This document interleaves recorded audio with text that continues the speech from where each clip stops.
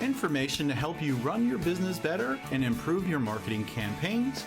My name is Hank Hoffmeier, and thank you for joining me on Hank's Marketing and Business Tips.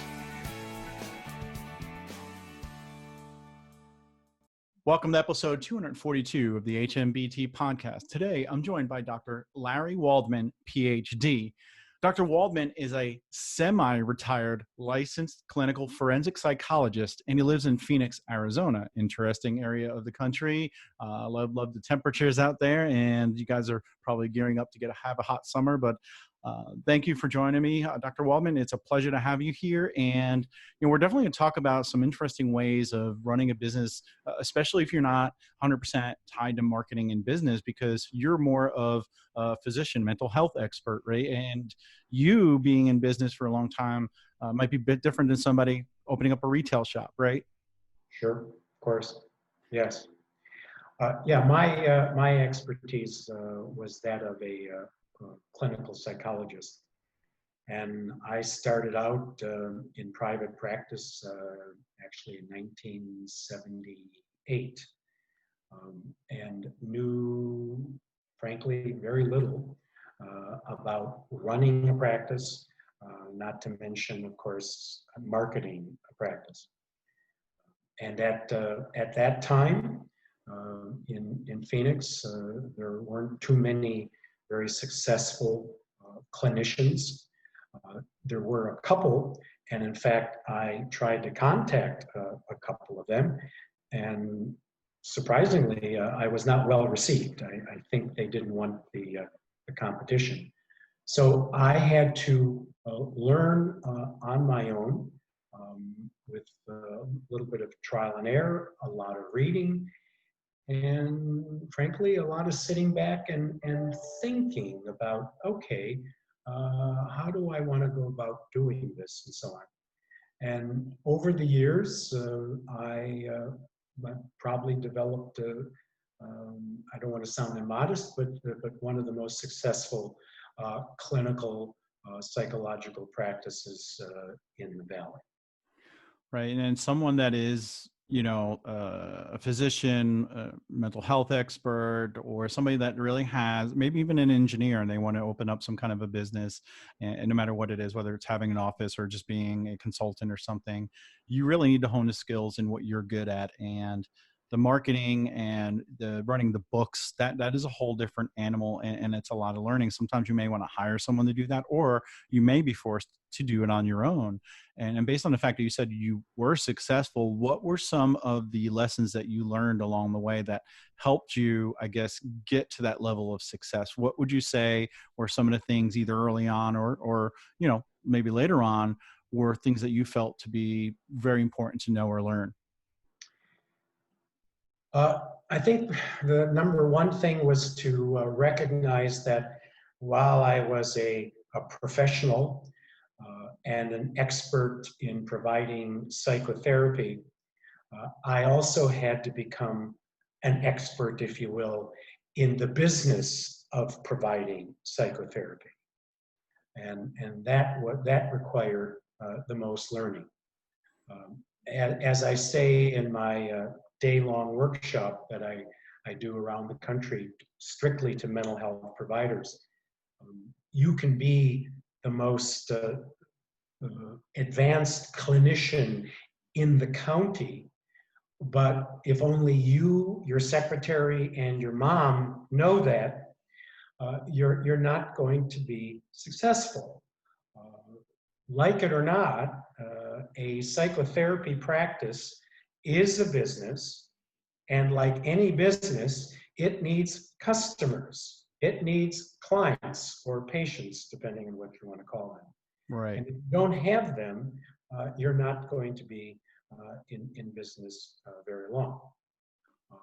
In addition, as you suggested, in terms of running your practice, I've run across many clinicians where their business ultimately failed, despite the fact that they had expertise in psychotherapy and actually had a fair number of clients, but their practice management was nil. They wouldn't bill, for example, on a regular basis. And as a matter of fact, many insurance companies today have a 90-day clause where you have to get your billing in within 90 days of the date of service, or as far as the insurance company is concerned, it never happened. And there are some people, some clinicians, believe it or not, that have trouble meeting that deadline. So here they did the work 3 months ago, and now they did it for free. Right. Or they failed to verify the patient's insurance and took the patient's word for it. I'm not going to say the patient lied about it, but the truth is most people today are not very familiar with their own health insurance, and most particularly with their mental health insurance. They don't understand the difference between a deductible and a copay. Right. And things like that.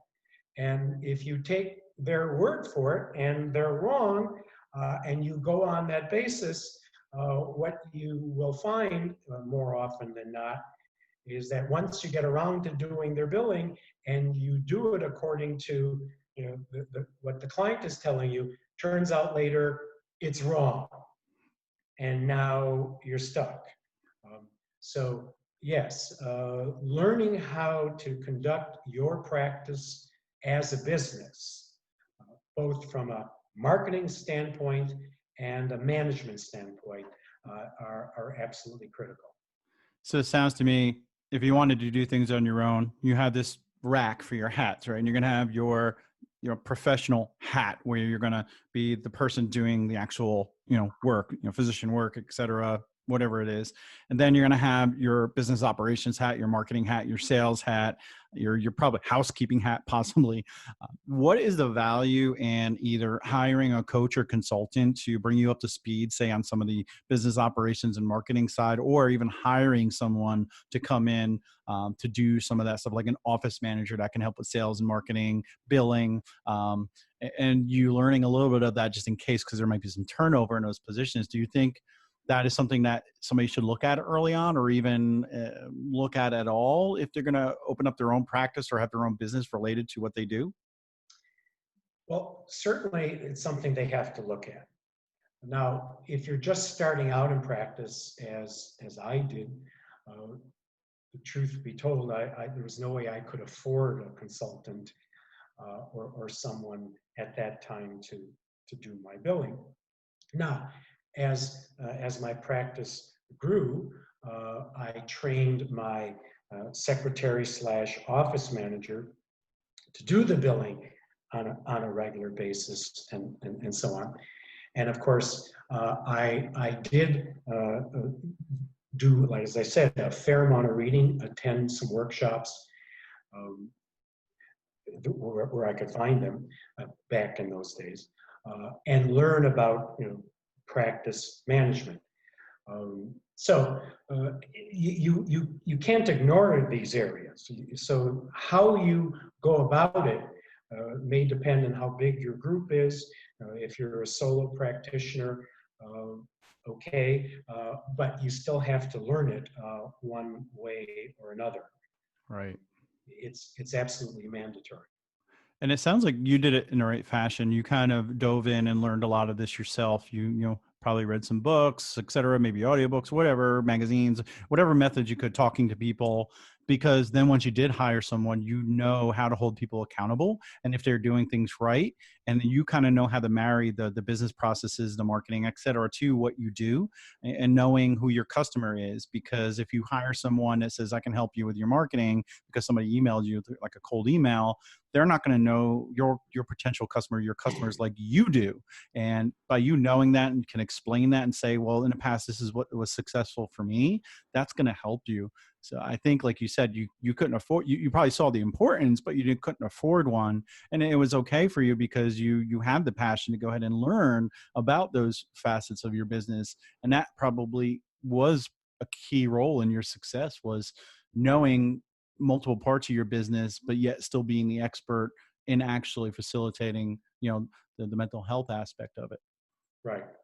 Yeah. Once I hired my first secretary and trained her, and she was very bright, and she loved it because she learned, developed, wanted more responsibility, and she took it and ran with it, and so on. The marketing I did pretty much on my own, again with a lot of reading. There wasn't, again, much out there back in the late 70s on marketing mental health practices, but there was, of course, some information on marketing in general. And I learned some very important steps. Um, First and foremost, what I learned is to find a niche. Right. And it's one of the things I promote to this day. When I do my practice development workshop. What makes you unique? Why would a client come to see you, and so forth. You want to be able to stand out in one way or another. Right. You don't want to just be a provider. You want to be known as the provider to go to because of X. Exactly. I do this little piece at the start of my workshops where I go around the room and I say you've got 15 seconds to tell us who you are and what you do, which is unique. And invariably, what people say, well, is I'm Dr. So and so, and I see kids and families. And many times, I'll stop and say, well, that's very nice, but get in line. Okay, everyone is doing that. That doesn't set you aside. I do a little side coaching business as well. Typically, people who attend my workshops will often come and work with me individually after that. And for instance, I was working with a family therapist not that long ago, and she her expertise was in the area of marriage counseling. But to promote yourself strictly as a marriage counselor, again, you're one in 50,000. Yep. So in doing a coaching session with her, I asked her, I said, so tell me about some of your more interesting cases. And she mentioned a case where, of course, there was some infidelity, and they had to work that out. And then she mentioned a recent case where a husband, with good intentions, because they were struggling with money,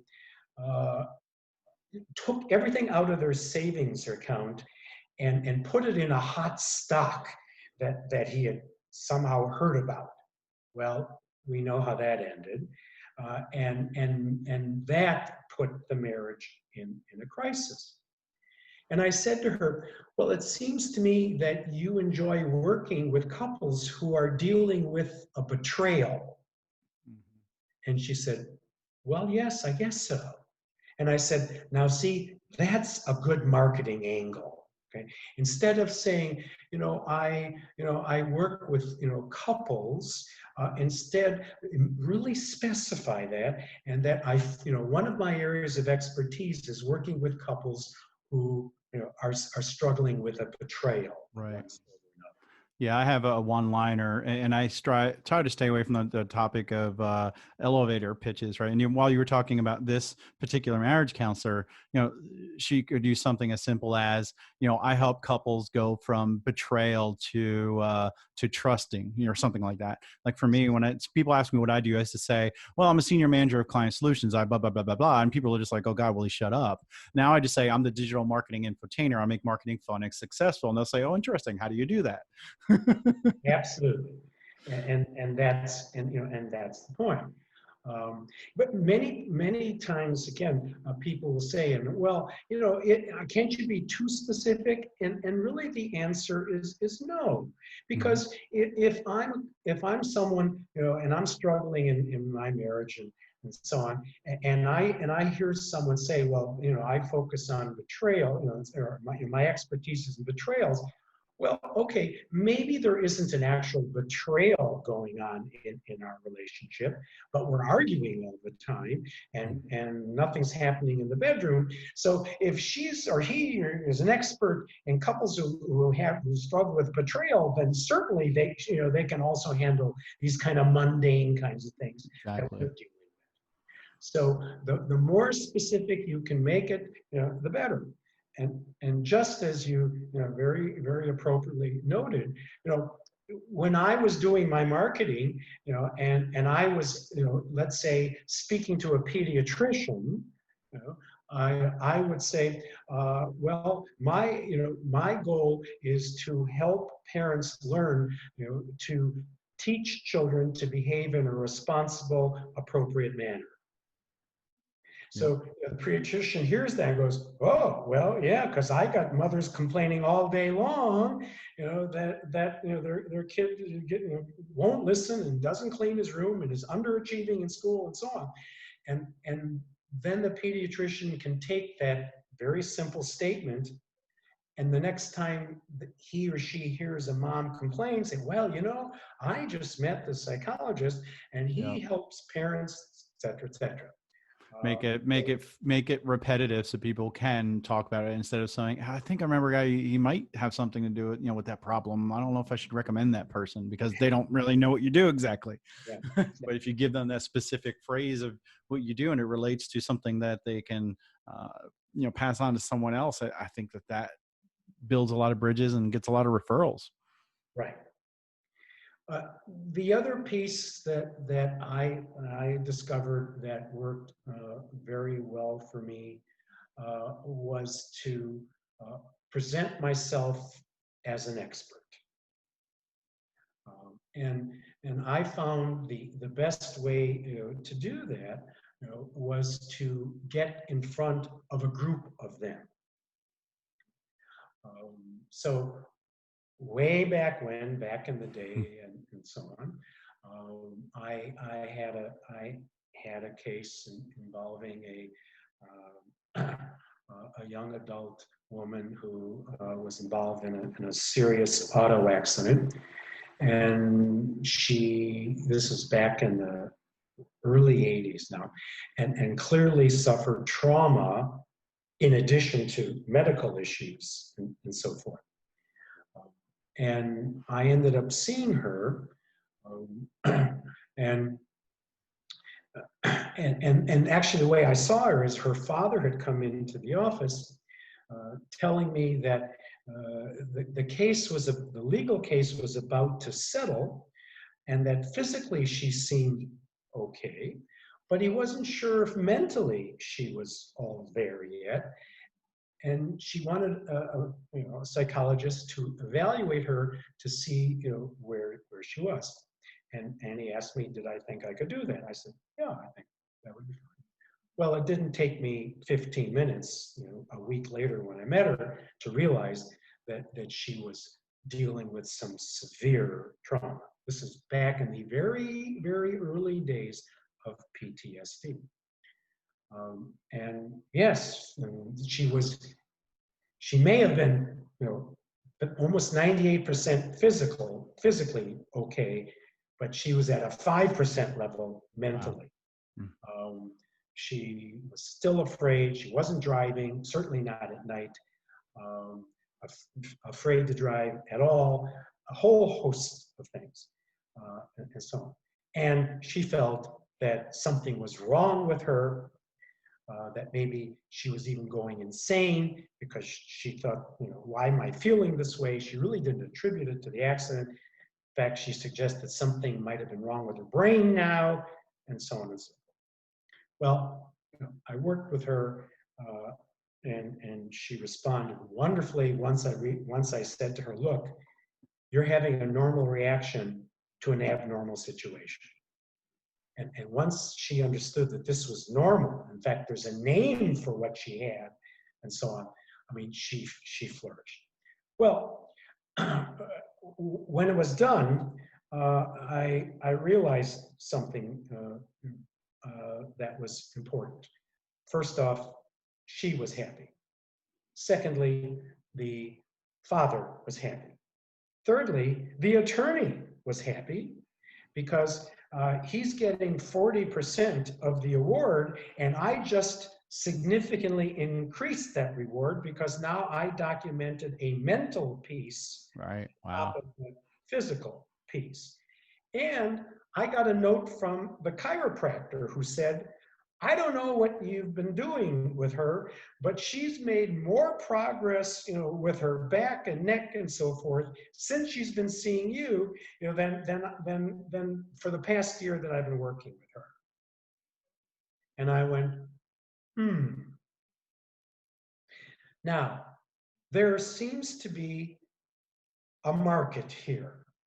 And again, this is early 80s in Phoenix, and to my knowledge, in fact, I'm not even sure today even, but to my knowledge, there weren't any psychologists, doing personal injury work.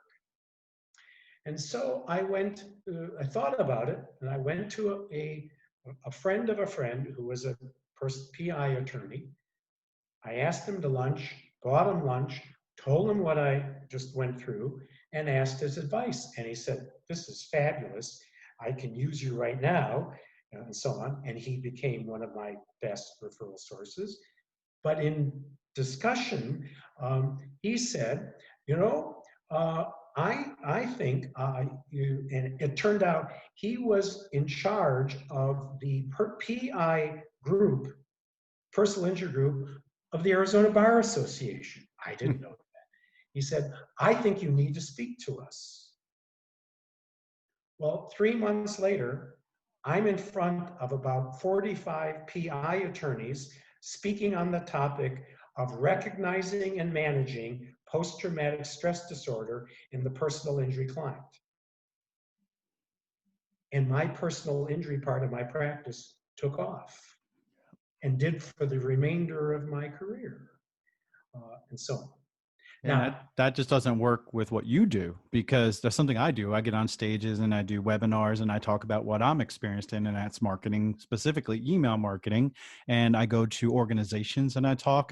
Some of our customers will call and they want me to go to their conventions to speak. And I get a lot of questions around, I didn't know this, how do I do that? And it doesn't work just for like what you do. It works for any business you're in. If you become known as that expert, go around and you educate people, provide value to them, they're going to remember you and probably want to work with you. Maybe you'll start a new line of business based on what you're an expert in.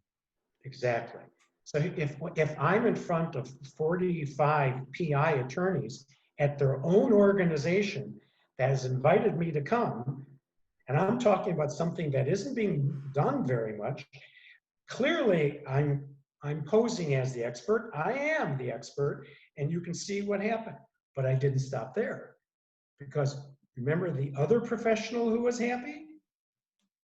I contacted the Arizona Chiropractic Association, spoke directly with the president, asked him to lunch, told him what I was doing, and so on, showed him a copy of the letter from one of his colleagues, and so on, praising me for the work I had just done, and so on. And several months later, I'm now speaking at the Arizona Chiropractic Association convention in front of a large group of chiropractors.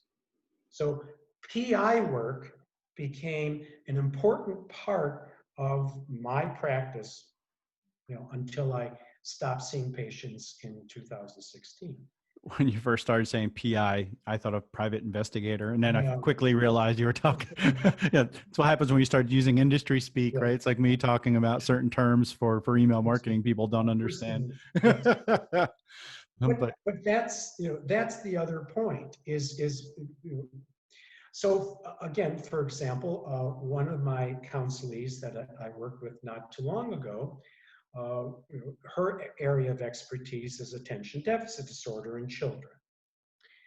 And she wanted, of course, to advance her practice and so forth. And so I asked her, I said, well, okay, so where are your referral sources? And she said, well, of course, parents. And I said, all right, well, how can you get to them? And that's always a basic, as you know, basic question of marketing. How do who's your referral source? How do you get in front of them? Right. How do you get to them? And of course, we talked about ways of getting in front of parents, like maybe speaking at a private school and so on, or speaking for the PTA and things like that. But then I said, what about pediatricians? And she said, well, sure, they would be a great resource. I said, well, and she said, well, I guess I'll start knocking on doors. I said, well, you could do that, of course. And that's one way of going about it. But that's going to take a lot of time, a lot of effort, probably a lot of rejection, Right. and so on. And you're going to be sitting in a lot of doctors' offices for sometimes half an hour before you get in for the 3 minutes, and so on. I said to her, I think pediatricians have meetings. And she said, I bet they do.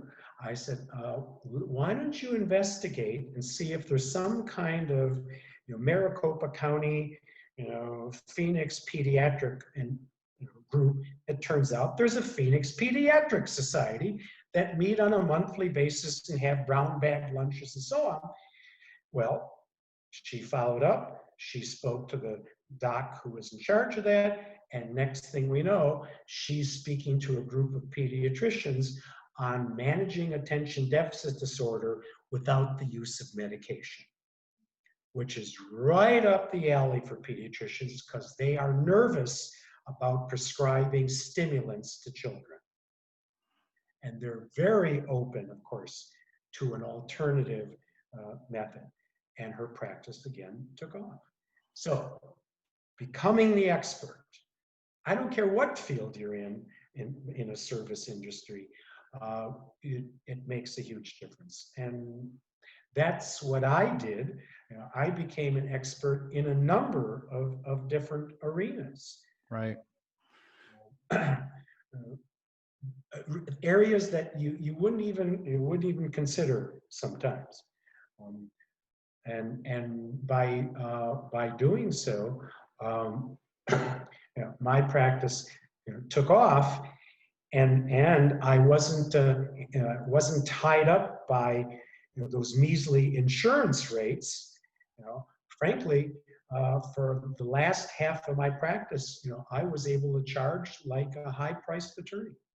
So, in other words, for this part, for growing your business, for me, the biggest takeaway from what you said is know where your referral sources are and find out where they congregate so that you can get in front of them rather than chasing them down and herding cats one-on-one and wasting a lot of your time. That's very important. And no matter what industry you're in, there's going to be organizations, there's going to be B&I meetings, business meetings that people go to, certain organizations, conferences that people go to that you can get in front of, be that expert and let people hear how you can help them with their business, and then they can refer people to you. That's very powerful, and it's great. And I can see now how you grew a successful practice and did everything right, and you learned how to market, you learned how to find these referrals, and you did the business end of it, right? The billing as well. Plus, you actually were the person that spoke to other people. That's really impressive.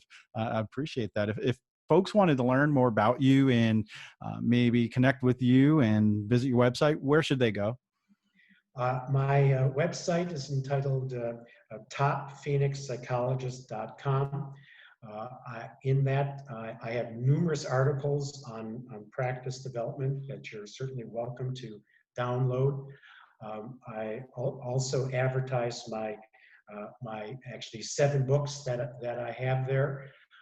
One of them is entitled The Graduate Course You Never Had, which in fact I'm in the process of updating right now.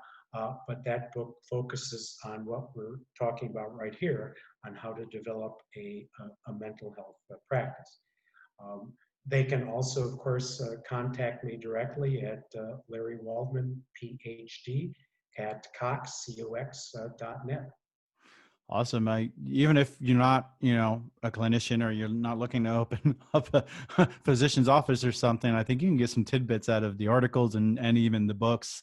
And just seeing your success makes me feel like anybody can be successful with not knowing how to run a business, right? If you are an expert in an area that has nothing to do with running a business, you can still start a business, whether you get help or not, and just learn along the way. And the most important thing is, growing your business and learning from all the mistakes you're going to make. And we didn't even get to that, but there's probably a lot of mistakes you made. You probably learned from them. We'll probably have to bring you back on the show and learn what mistakes you made and how you overcame them. Because if we learn from your That's a show mistakes, in maybe we itself. won't make them. Yeah, it's a whole nother show.